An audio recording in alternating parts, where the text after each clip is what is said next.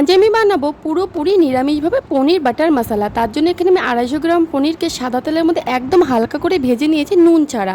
উপকরণে আছে ছোট একটি সাইজের টমেটোকে কুচি করে কেটে নিয়েছি, আর তার সাথে লঙ্কা বাটা, আর এখানে আদা জিরে বাটা, আর পোস্ত, কাঁচা বাদাম, কাজু বাদাম, কিশমিশ বাটা। আর কড়াইতে আমি সাদা তেল দিয়ে দিলাম। এর মধ্যে আমি আগেই প্রথমে টমেটো কুচিগুলোকে দিয়ে খুব ভালো মতন কিছুক্ষণ কুক করে নিব, টমেটোগুলো যেন অর্ধেক একদম গলে যায়। তারপরে আমি এর মধ্যে দিয়ে দেবো কিন্তু 2 চামচ আদা জিরে বাটা। আদা জিরে বাটা আর টমেটোটাকে বেশ কিছুক্ষণ আমি কষিয়ে নেব। আরেকটা কথা আমি এর মধ্যে বলে দিচ্ছি, পনিরটা চাইলে আপনারা ভাজতেও পারেন, আবার কিন্তু নাও ভাজতে পারেন, তবে আমি হালকা ভেজে নিয়েছি। অনেকে কাঁচাই করে, তো কাঁচাটাও বেশ কিন্তু ভালোই লাগে। এবার আমি এর মধ্যে দিয়ে দিব 2 চামচ, মানে পরিমাণ মতন অ্যাকচুয়ালি লবণ আমি 2 চামচ দিয়েছি। তারপরে আমি এটাকে আবার কিছুক্ষণ ভালো মতন কষিয়ে নেব। যখন দেখব এটা প্রায় অর্ধেকের বেশি কষানো হয়ে গেছে, তখন আমি এখানে পোস্ত আর কাজু কিশমিশ বাটাটা দিয়ে দেব। এবার এটাকে দিয়েও আমি বেশ কিছুক্ষণ ভালো করে কুক করে নেব। তারপর আমি এর মধ্যে কিন্তু আবার অ্যাড করে নেব লাল লঙ্কার গুঁড়ো। লাল লঙ্কার গুঁড়োটা দেওয়ার মেন কারণ একটু কালারটা আনার জন্য।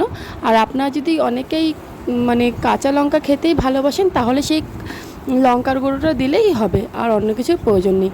আর এরই মধ্যে কিন্তু আমি সেই আদা জিরে বাটার সঙ্গে লঙ্কা বাটাটাও পেস্টটা কিন্তু আমি দিয়ে দিয়েছি এর সাথেই। হ্যাঁ, সেটা আমার বলতে ভুল হয়েছে। এটা এখন খুব ভালো করে কষানো হয়ে গিয়েছে।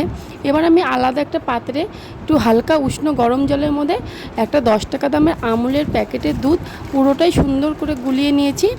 এটা সুন্দর একদম মিহি করে গোলাতে হবে, যাতে কোনো দানা ভাব না থাকে। তারপর সেটা আমি এর মধ্যে দিয়ে দিলাম। এবার এইটাকে দিয়েও আরও বেশ কিছুক্ষণ ধরে সুন্দর করে আমাকে কিন্তু কষিয়ে নিতে হবে, যেন কোনো রকম কাঁচা গন্ধ না করে। তারপর আমি পরিমাণ মতন চিনি দিয়ে দিলাম। চিনি দিয়ে এবার আমি ভেজে রাখা পনিরগুলো দিয়ে দিলাম। ওই যে বললাম আমি ভেজে রেখেছি, আপনারা চাইলে কিন্তু কাঁচা পনিরও ইউজ করতে পারেন। তারপর আমি দিয়ে দিলাম একটুখানি গরম মশলা আর হলো কসুরি মেথি পাতা। এই দুটো জিনিস কিন্তু মাস্ট। আপনারা চাইলে অনেকে কিন্তু ফোড়নের মধ্যেও গরম মশলাটা ইউজ করতে পারেন, মানে গোটা গরম মশলা। আর তারপর আমি কসুরি মেথি পাতা দেওয়ার পর দিয়ে দিলাম বাটার।